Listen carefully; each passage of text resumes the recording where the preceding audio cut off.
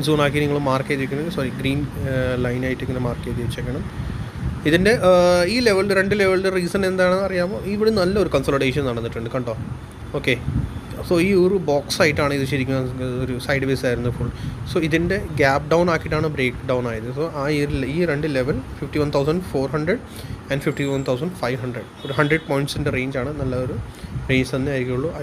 എനിക്ക് തോന്നുന്നു buying range തന്നെ ആയിരിക്കുള്ളൂ ഈ ഒരു ഇത്. പിന്നെ FEG ഗ്യാപ്പിൻ്റെ ആ ഒരു പോർഷൻ കൂടി ഓവറോൾ ആ ഏരിയയിലേക്ക് വന്നോളൂ. ഇവിടെ ഒരു കണ്ടോ FEG ഗ്യാപ്പിന് നിങ്ങൾ കണ്ടിട്ടില്ലെങ്കിൽ പോയി വീഡിയോ കാണുക. ഞാൻ ശരിക്കും എൻ്റെ പ്ലേലിസ്റ്റിൻ്റെ പ്ലേലിസ്റ്റിൽ ഒരുപാട് വീഡിയോസ് ഞാൻ ഇട്ടിട്ടുണ്ട്. റീറ്റെയിലേഴ്സ് ട്രാപ്പ് ഉണ്ട്, ഡൈവേർജസ് ഉണ്ട്, RSI bullish, bearish, EMA moving അവറേജസിൻ്റെ ഞാൻ ഫുൾ വീഡിയോ ഇട്ടിട്ടുണ്ട്.